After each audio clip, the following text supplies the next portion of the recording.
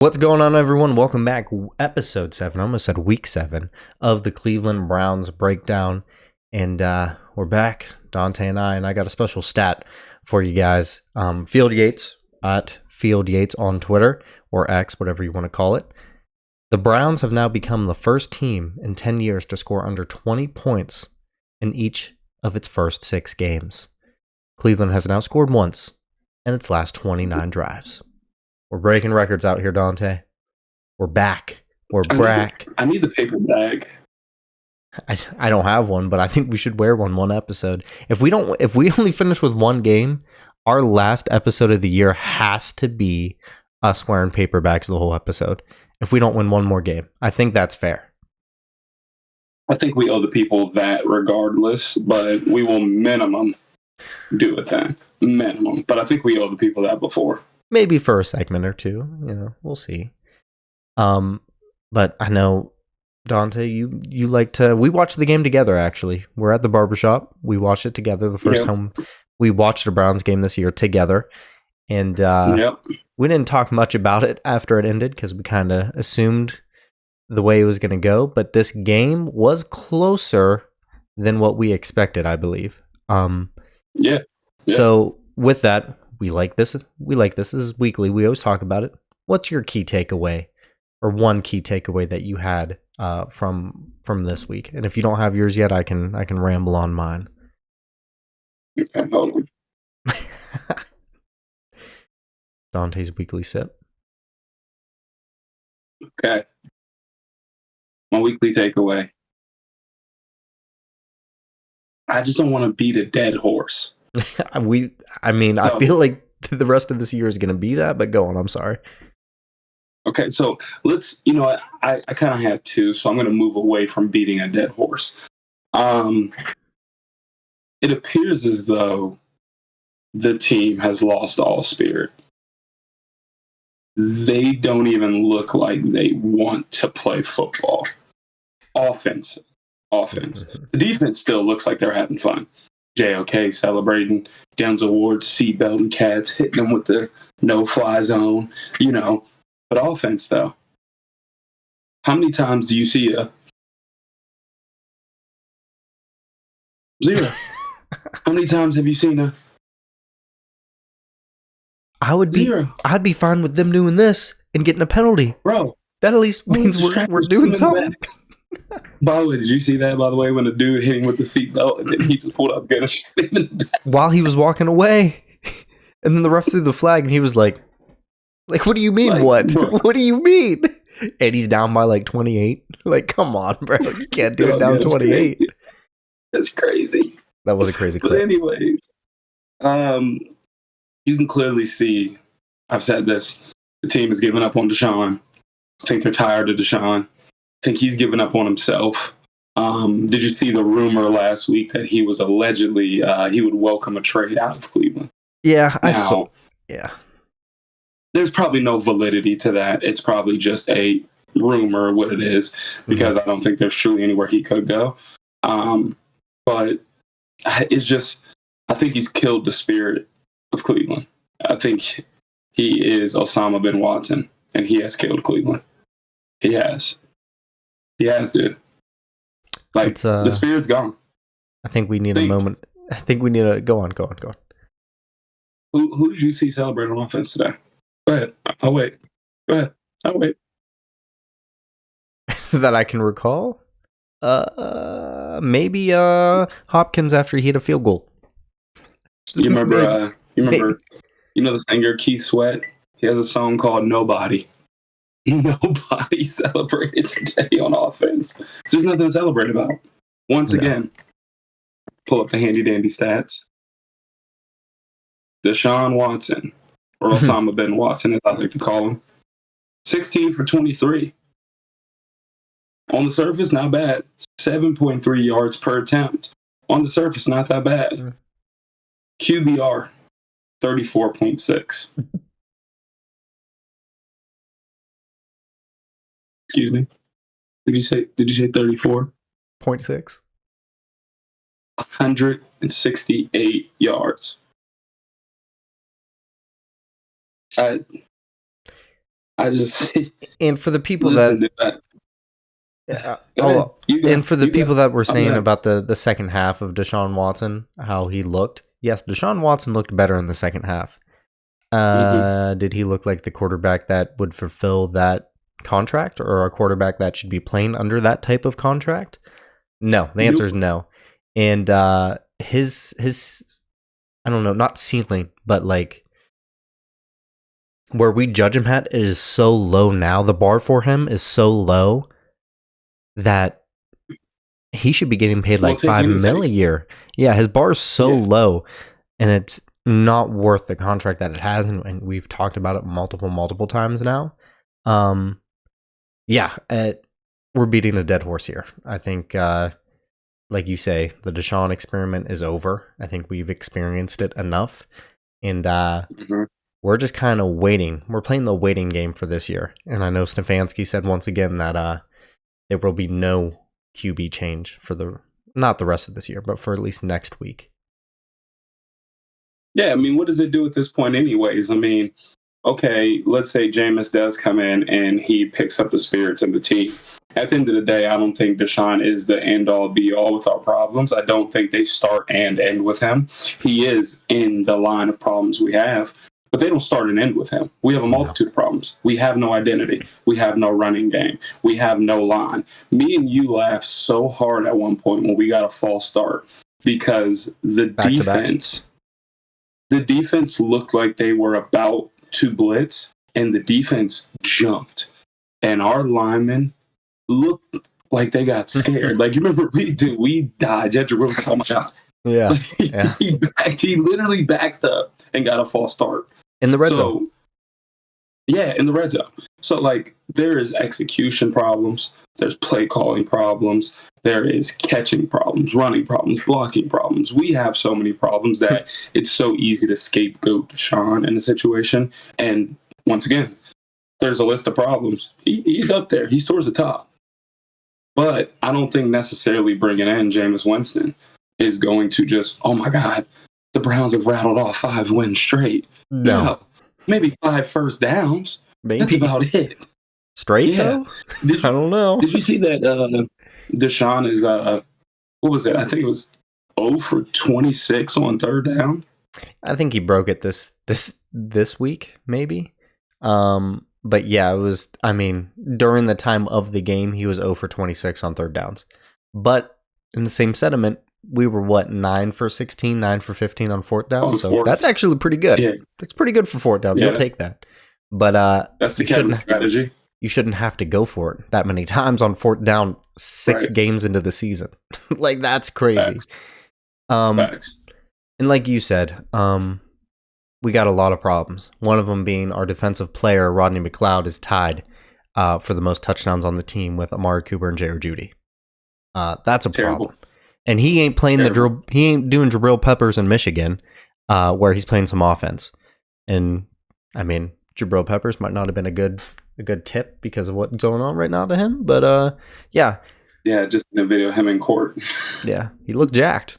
He looked thick through that suit. He looked thick through that suit. He did look like if he sneezed, that baby might rip. It's like, damn. But no, like you said, the offense has a lot of problems, and I think it's a majority of a coaching issue. And we brought in an OC and Ken Dorsey to help the offense with Kevin Stefanski, and it has not helped. It actually looks worse than what it did last year. And yeah, I don't know what needs to change. I really don't. And I don't know what's going to fix it, and I don't think anything will fix it. That's the thing. The thing that needs to change is the quarterback. Because yes and no, I don't think that's the only thing. I think that would be the easiest thing to change first. Because if you look at past years of Kevin Stefanski, okay, Kevin Stefanski has 2 identities. Running the football. Yep. Even though it seems like he doesn't run the football that much, Nick Chubb doesn't get 1,400 yards by not getting the ball. I mean, we're averaging like 97 yards a game this year so far. Not terrible. Right. And the second identity is play action football. He loves bootlegs, play action, getting the quarterback rolling out of the pocket, pulling the offensive lineman with the quarterback, bringing crossers. That's his identity. Now, Deshaun, he cannot work under center. I don't know if he's just uncomfortable. I don't know if it's just not him. I don't know if it's because the line doesn't have time to block for him, so they want to start 5 yards back just to have a second or two more cushion. So, but I do agree with you. The coaching is a big part of it, but if you look at Kevin Stefanski's two identities, running the ball and play action, he can't do either of those with the current situation. Our line is garbage, and our running backs are garbage. Don't get me wrong. D'Onta Foreman looked way better today. But Jerome Ford doesn't look like Jerome Ford last year. And he got hurt. And he got hurt today. We don't know what that is. And then Deshaun, he has no confidence. He can't throw the ball. So it's like, what's the point of getting him out in space when there's either going to be a defensive end on top of him as soon as he turns around, or if he's going to throw the ball into the dirt? So it's like his identity can't succeed with this team. And I just don't know if he's the coach to pivot and adjust and recreate himself to adjust to the situation, if you will. And I know you're not going to win games, in my opinion, whenever Pierre Strong is going to be your leading rusher. I mean, he did average... Pierre Strong in college? No, just off the top of your head. I don't want you to look it up. Charlton. You're a liar. Charlton College. I don't even know. See where he went. What's your guess? Quick guess. Memphis. South Dakota State University. Actually, a place we know. And that's what we're working with right there. That's what we're working with right there. I mean, yeah. They play YSU. You know, some good players came from there.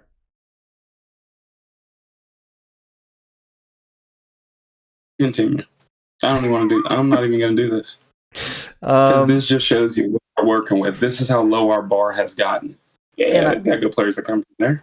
I mean, we traded for Pierre Strong to be like our third down or our third running back on the roster for the most part with the Patriots. So it's not like we really brought him in to be the number one back. Right. For people, since we're already talking about the offense, I'll just show it on the screen. If you want to pause it, do a quick look at it, go ahead. It's the updated first 6 games of the 0-16 Browns and the now 2024 1-5 Browns, their first 6 games. And just want to say, the 0-16 Browns have more offensive touchdowns on the year than the one Cleveland Browns this year. We still have more points, 95-94, but that's because mostly our kicker. So, pretty rough for us this year. I know the biggest difference between the two is sacked 31 times so far this year. That's 5.16 times a game. That's a lot. A lot. And that 0-16, they've only been sacked 18 times through 6 games and have 14 turnovers, though. Those 14 turnovers will kill you. We only turn the ball over 1 per game. So we only have 6 turnovers on the season, which is good, but we're not doing anything with the ball. I mean, a sack at that point when you're getting it 5-6 times a game might as well be a turnover. Because once it's happening so much and you're staring at 2nd and 18 and then you already can't throw the ball 20 plus yards, you might as well throw a pick. Yeah. And that's my problem when you go and look at those numbers, okay? And you look at the fact that we are getting sacked 5 times a game. A lot. Dude, you've got to adjust somehow. I mean, listen, I don't care if I watch Deshaun throw the ball away once a possession. That 2nd and 10 is better than 2nd and 18. He really don't be throwing the ball 3rd away. and 10. Yeah, never. Unless he's getting sacked by 2 people, then he tries to throw it away. But he'll never consciously throw it away. And that's always been him. Go back to Texans, Deshaun. He's always been the dude shrugging off defenders, having people on his back, and him being there. Because he's a big dude. You know what I mean? And he's used to throwing dudes off of him. But, once again, the boos are loud. The scrutiny from the media. The looming $230 million contract. The shoulder injuries. it's too much to overcome. I just don't think that he can overcome any of this in Cleveland. Maybe somewhere else years later, who knows? I doubt it, but dude, 5 sacks a game is ridiculous. Yeah, I mean 5 sacks is it's pretty bad. I know we'll move on from the offense. We know the offense. We've talked about it in how many weeks in a row now. You guys heard the same sentences, same words, same ideas of what we should do. It's going to be the same throughout the whole year. It's the same thing every week. It's the same thing every week. I will go to our defensive side a little bit. We did talk about it a tiny bit last week, but it's hard to replicate defenses back-to-back years of being great defenses. We had a great defense last year, probably the best in the NFL. This year we just have a decent to good defense. And our corners, our DBs aren't playing as good as they once were last year. Nope. I mean, it doesn't help that, Grant Delpit was out, Ronnie Hickman was out. Juan Thornhill is out. Juan Thornhill. And Hicks is out. And then, I mean, Martin Emerson and Greg Newsome have not been playing to what they shown last year. Denzel's still great. He's still getting a little nicky-nacky hurt on the sideline. But, I mean, we've seen it through A.J. Brown today. Either Greg was on him, Martin Emerson was on him. They were getting cooked. A.J. Brown legit. A.J. Brown won that game basically for the most part. Besides, they ran that one crossers route with Devontae. I believe Greg Newsome was the one guarding him. That was, a 40-something yard touchdown just because, man-to-man. And, just our defense hasn't been great. And if we don't have a great defense, our season's already over. You're 1-5. It's really time to pack it in because you're not going to rattle off 9 more wins the rest of the year. It's going to be a tough bargain. I'm not going to say it's impossible. You never know. Crazy things could happen. But it's probabilities. We got 6 division games. Probability is pretty low. And I know currently, I did look up, believe this is from CBS Sports, a mock draft of the next year's NFL draft because, hey, we're 1-5. We're looking at it. And as of right now, this would be the order. And the Patriots would be 1 with the first pick. They're not going to take a quarterback. They got Drake May. Number 2 is the Cleveland Browns. So realistically, we would have the pick of the litter there between any quarterback we would want. Or I've seen a lot of people commenting below, we need offensive line help. I agree with that too. But now, what do you choose here? I think we got 1 more year of Deshaun under his contract. Yeah, I think you take a quarterback. But yeah, we got 1 more year after this year. Do you believe in Deshaun for 1 more year and draft an offensive lineman for help? I don't think you should. I think you should just cut ties and take the loss. No, you take your quarterback, you let Deshaun start all next year, kill our spirit, let us go another 2-15, draft a lineman with the 3rd or 4th pick, hope that he's Joe Alt, and then you roll it off into the sunset, you kick him out, and you hope you never see him again. I know with that, we are going to be fighting for a pretty top 5-ish pick for the most part with the Jags, Panthers, Bengals, and Rams, but it's looking like the Bengals might win tonight, as I believe they're going to be up. They're up 7-0, I believe, against the Giants. So, but the Giants still could win that game. You never know. They very well could. But we're looking for a top 5 pick here, and I guess according to this, our team needs would be QB, offensive tackle, wide receiver, running back, and defensive lineman, which makes sense. And what sucks for us is like our free agents next year of us. Amari Cooper, which we expect. I mean, it's okay. We can live without Amari. Jedrick Wills, we may not see him next year. No. Elijah Moore, he'll probably dip. He's not getting a lot of burn on our team. Nope. He's not getting the ball. One target today. And he got hurt off that. He has a rib injury. So that's not good to see. I believe Martin Emerson went out with a rib injury as well. And then Nick Chubb is also going to be a free agent after this year. Of course, he's going to play next week, or projected to play next week. We don't know what Nick Chubb is going to look like. So we really don't know if he'll be back or if we'll pay him a decent amount, like a Saquon amount, with the Eagles, which I don't think we will. I hope Nick comes back pretty good. I just don't have a lot of hope in Nick and in this offense. Yes, and yeah, exactly with this offense. What's his name? Nick Harris. He went out injury. He'll probably be out for the rest of the year. I think they confirmed that he's probably going to be out the rest of the year. Yep. So from day one, we had O-line problems. It's going to continue to look like that. So, I mean, we got a lot of the season left to talk about who we want in the draft. So, hey, this might be an early mock draft weekly episode for the Cleveland Browns. And we might have to dive in a little bit on the AFC North teams as well, because we kind of know what our Browns might look like. Yeah, I want to kind of stay on that mock draft area because I'm looking at what we have and what the rest of the league looks like. Jaguars, Titans, both one-win teams. Browns, Bengals, both one-win teams. Bengals may not be a one-win team here soon. Patriots, Rams, all one-win teams. Yep. Okay. So we are potentially going to be we will be looking at a top 10 pick. Whether it's 5 to 8, 5 to 10, or 1 to 5. But out of all of those teams I named, the Panthers will take a quarterback. I can see the Rams taking a quarterback. Rams might, yeah. Rams, yeah, Matt Stafford's starting to get old. By the way, the Giants have 2 wins.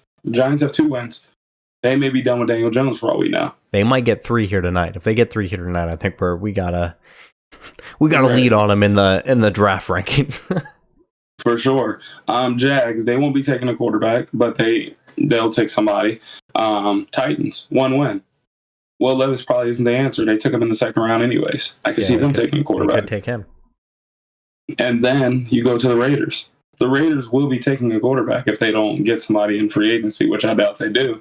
So, yeah, it'll be a dogfight because if you're looking at, I'll probably name 4 teams between Rams, Browns, Giants, Raiders, and Titans.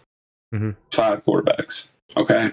You got Quinn Ewers, Shador, Cam Ward, Nussmeier from LSU, and Jalen Milroe. Yeah. You want to stay in that. Yeah. You want to stay in that top 3. Shador, Ewers, Cam Ward. And once you get past that, I don't know. Yeah, and I know you talked about free agent quarterbacks. Really, the only other free agent quarterback this coming year that's going to be worth anything, from what I see so far, is Sam Darnold. He's on a 1 year. So that's really the only other quarterback that you could possibly get, and that's if the Vikings decide to say, hey, you had a great year, we'll let you walk, and we're going to go with JJ, which would be pretty... I could see them trading JJ and just keeping Sam Darnold. Sam's 27, dude. Yeah, he's still young, dude. You got minimum 10 years with that dude if he plays decent. Yeah, he's 10 years. He's the Brandon Whedon of the Browns. He's still young, brother. Jesus. We drafted him when he was like 27. It was pretty crazy. I forget how old he was exactly. I know. But yeah, out of those 3 quarterbacks, you're more locked into college football than myself. I kind of focus in. Football guy here. Yeah, I focus in a little later throughout the year when games, I wouldn't say start to get more important, but they do when it comes to playoffs. At least this year, the playoff bracket's going to be bigger, so it'll be more interesting. Out of those 3, Shador, Ewers, and Cam Ward, what's your top 3? Ewers is 1. Shador and Cam Ward, man. That's a tough one. Shador's team is most of the time so bad, man, that like people forget before Dion and Shador and Travis Hunter all came in there, Shiloh. That was a 1-win team. Colorado was not good. No. They were not good. So they still don't have a ton of good recruits. But like I like Shador because he's composed. He kind of like Deshaun. Takes a lot of sacks. big ones too, where to the point where you look at it, you're like, damn, 2nd and 27? Yeah. Like, so that's one thing I don't like. Cam Ward, very good. Super composed, super nonchalant. But like my problem with him, somewhat like Shador, when he like gets pressured, it's like he's too cool and he's like, pressure's not there. Oh snap! I just got sacked. Yeah, like Some might say he got bailed out a lot of games too. Miami, for sure. At least 2. I've seen him come from behind the last 2 weeks for big wins. So even though not this past game, the game before last, he gave the other team 14 points by throwing 2 pick sixes and he fumbled once. I would go Ewers, Ward, Sanders. Ooh, Shador. I think third. Ewers is undoubtedly number 1 though. It's close. They're like 2A and 2B. So now my question is, let's say for whatever the reason the Browns don't end up with a pick that allows them to draft those 3, right? Ooh. Are you drafting a quarterback? I'm going to draft a lineman and I'm going to tank for Arch. Damn, another season tanking. Oh, dude, we're going to have 2 bad years in a row. We starting DTR Think then? about it. Even when we drafted Baker, we still only won 7 games that year. Yeah, I mean... And like 7 games doesn't seem miserable. For us, it was all right. We drafted Jedrick 10th. Yeah, exactly. For us, that's okay for us. It was all right. Right, but we had the 10th pick that year. That's Jedrick Wills.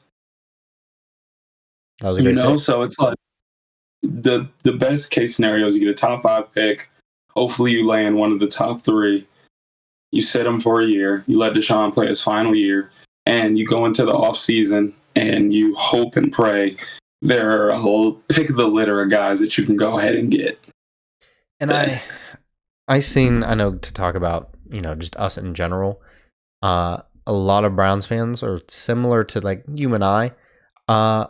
Emotionally, I'm not distraught anymore after we lose games. Nope. Like the 0-16 or maybe the 1-15 year, I probably cared a little more than I do now. Mm-hmm. And now you should care more because we had a team that on paper could be Super Bowl worthy if they played everyone up to their potential. And I just emotionally, I'm just not there anymore. It's just like, okay, yep, I figured that was going to happen. Don't let it ruin my day. I think after so many years, we became realist. We got Baker, and that's when I think the Browns' belief started. He gave us that, oh my God, we can do this. Really did. We want to play.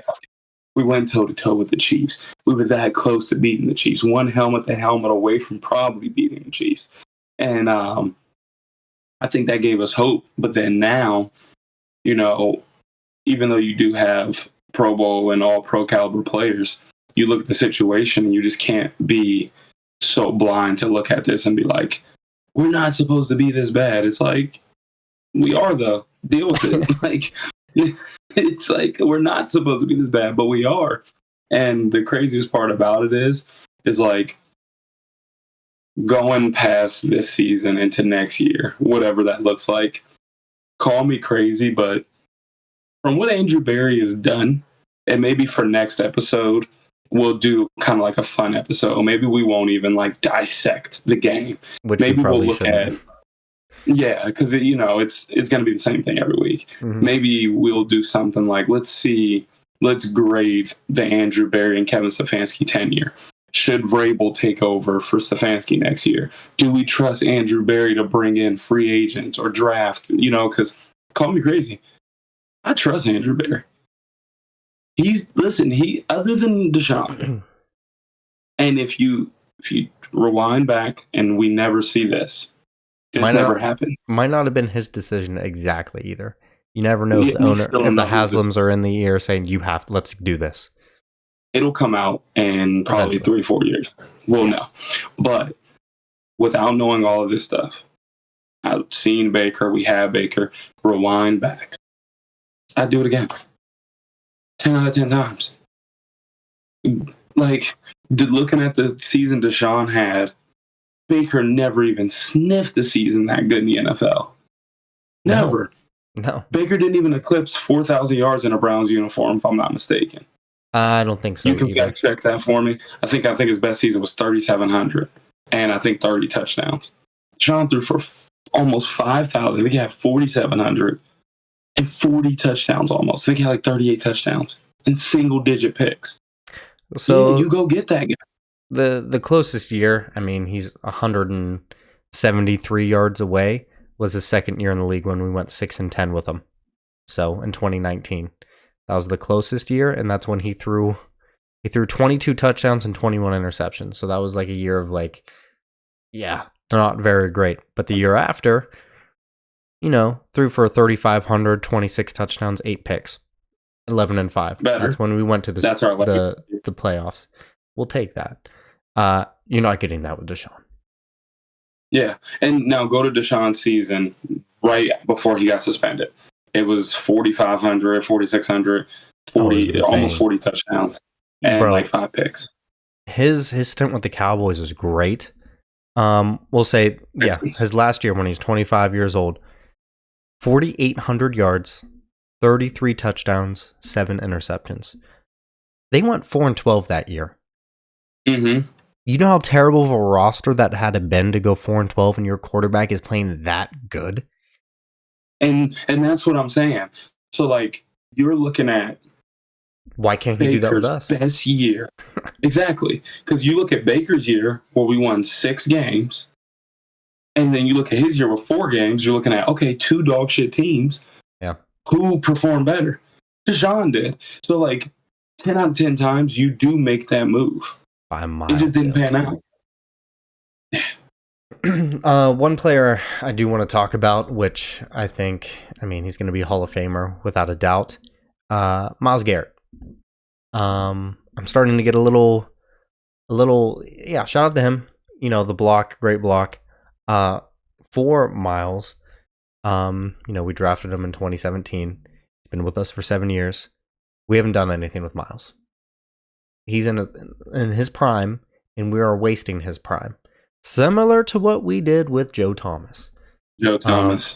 And it hurts me a lot because he has 1, 2, 3, 4, 5, 6 double-digit sack seasons in a row. He has 4 sacks this year.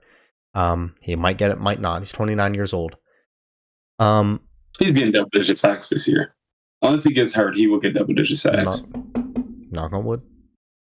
And there is a part of me that wants to see him go somewhere else and win a Super Bowl. No.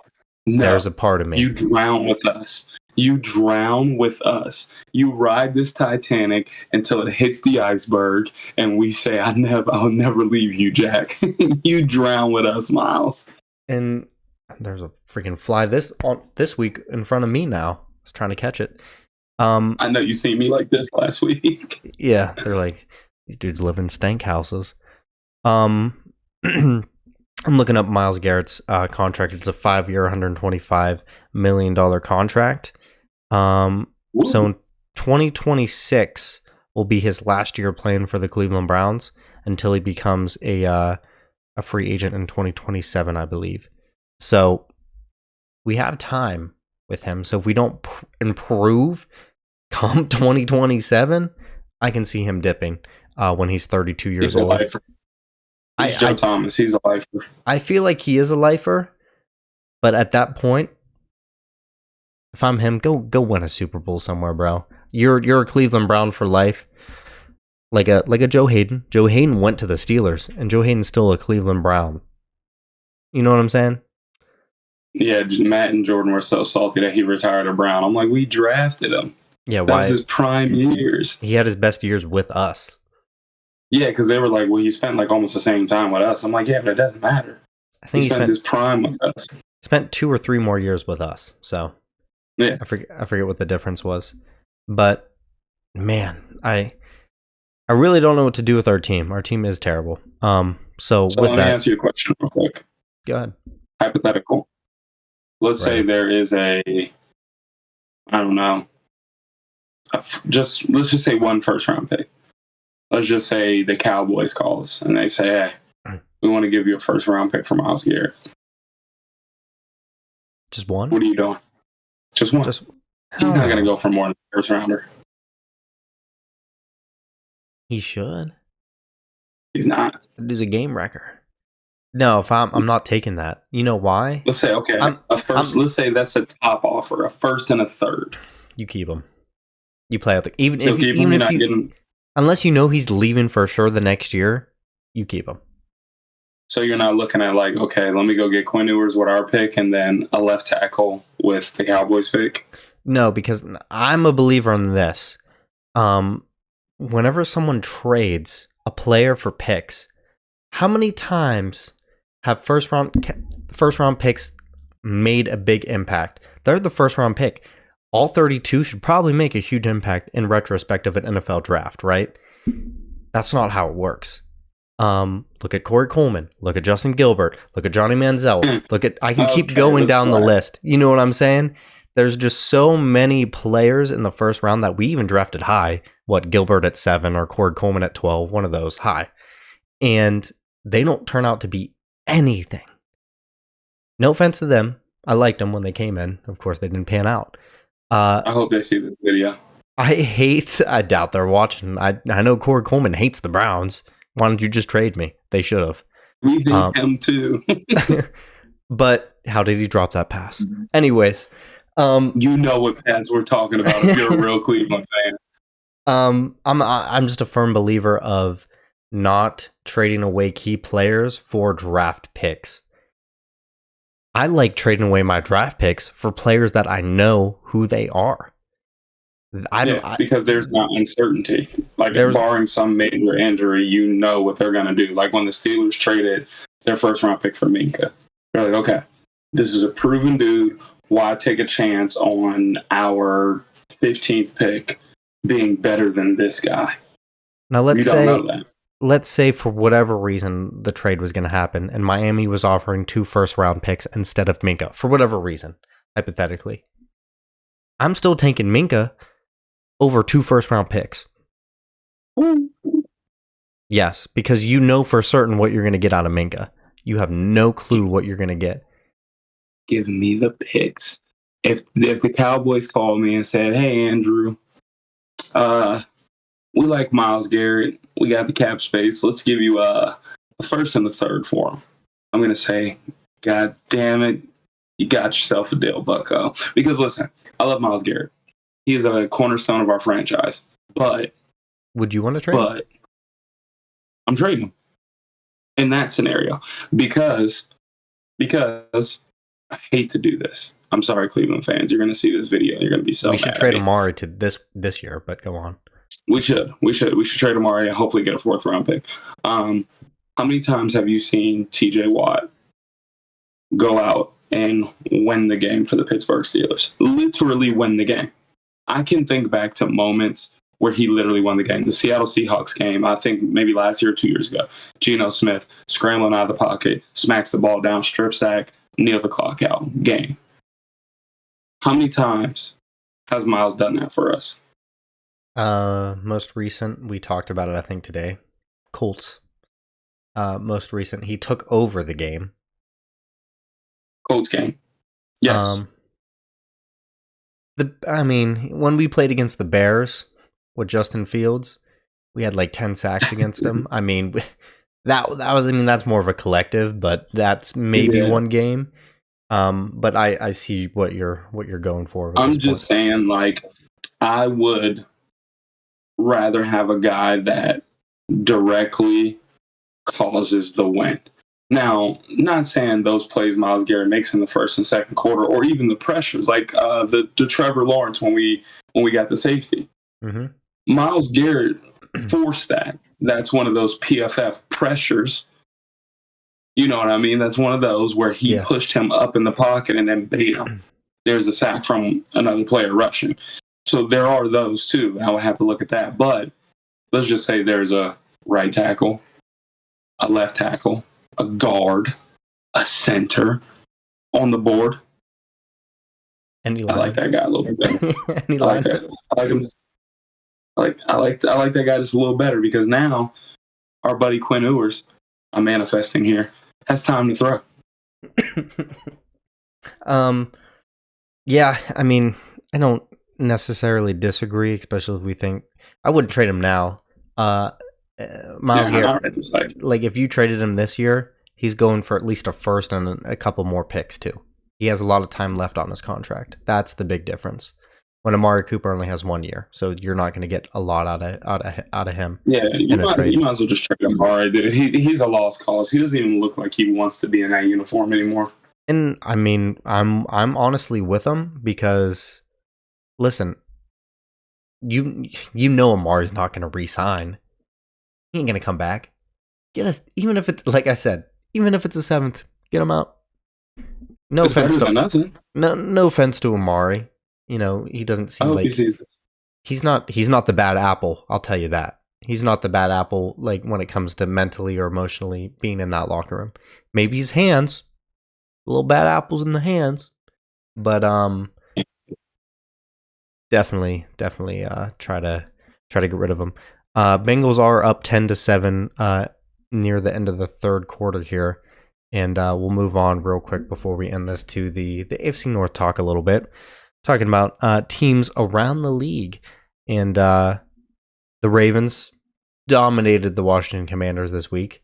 The Ravens are back. They are so back. Jane Daniels still looks pretty damn good though. I know Lamar was giving him his flowers at the end of that game. Ravens are on a 4-win streak, so shout out to them. Steelers also this week won against Aiden O'Connell in the Raiders. So Nev's never high on the Raiders. Steelers put up 30 points today. Steelers put up a lot of points today, which we haven't put up 20 yet. A lot of rushing. I doubt very many passing. Let's look at I'm curious on the game stats. I watched a little bit. We didn't watch together. Justin Fields threw for 145 yards. So, I mean, kind of tells you how the game went there. Yeah. So he wasn't airing it out against the Raiders. But I think that's exactly how Pittsburgh would win games. Run game, defense. Right. That's exactly what happened. Position battle. Exactly what happened. The Bengals most likely are looking like they're going to beat the Giants. They should with no Malik Neighbors and a couple other players out for the Giants. They should be able to put up a lot of points. And I think we kind of had the same sentiment last week, is we think the Ravens are going to slowly but surely win this division. And we both said that we weren't that scared of the Steelers. But Steelers, shout out to them. Their Steelers are 3-1 at away games. I just wanted to throw that out there. They play good on the road. The Ravens are the best team in the division by far, but for some reason, John Harbaugh cannot beat Mike Tomlin with Lamar Jackson. I think Lamar has one win versus Steelers. One. It's 1 or 2. It's not a lot. I think he has 1, and I think Tyler Huntley has 1. I don't think he has 2. Well, I remember the one game when Lamar got hurt and Tyler Huntley had to come in and Lamar came back out again or something like that. But no, and even in the futures with those teams, it's still going to be rough for us. Joe Burrow is going to be there for a while. Lamar is going to be there for a while. Steelers, I mean, we really don't know until the end of this year. I mean, they want Russell Wilson to play so bad. I mean, they got Russ and Justin Fields both on a 1-year contract, so it's kind of like you basically ride with Justin until you start losing, then you throw in Russ. That's basically what they're relying on. So it's going to look a little rough for us for the next coming years unless we do get a decent offense, because I think our defense can play with anybody. I mean, look what we did to the Eagles. We stopped Saquon. Saquon didn't do anything against us. Nope. We should have won that game. Hey, once again, we are so back. Yeah. We are so back. If I told you we held the Eagles to 20 points, do you think you win? You probably think you win. And listen, any team that scores 20 points is an automatic loss because we can't score 20 points. We got to hold teams to 14. That's not. Have 3. And it's like that is not possible in today's league. I know for me, I mean, we're gonna ramble on about the same stuff over and over again. Is there anything that came up for you or that you want to say that I didn't, mention or talk about yet? I'm going to look forward to next week real quick. Hold on. Let me see. I don't even know if we should do that. You think we should do that? Oh, yeah. I forgot. Yes. It is a division game. Yep. Cincinnati Bengals. Now, listen. Joe Burrow struggles versus the Browns. Historically. Yes. Homecoming for Nick Chubb. Is it at the Bengals? I believe it's at the Bengals. Oh, it's home. It's home? We're at home? We're at Huntington Stadium? Here we go. No. Dylan wanted to go to Colorado and Denver and watch the Browns Denver game there. And I said, I ain't watching that trash ass team. And he said, which one? Both. I ain't watching either. I ain't watching either. I said, no. I might be down. I mean, at least we can Maybe we'll drink our sorrows away, huh? Oh, I'm gonna drown in Michelob Ultra. What did you say before that, though? I said we should get a group and go though. My anniversary is 2 days after that. We should definitely go. You'll still be hungover from the game. Yeah, she said. My wife said we should go to a Browns game for our anniversary. What better than Nick Chubb's homecoming? I'm down. Hopefully he plays all right. I think he's definitely going to be on a count of how many reps he gets. So yeah, he'll probably only get 10 carries. We're gonna put my Venmo at the end of this episode, my QR code.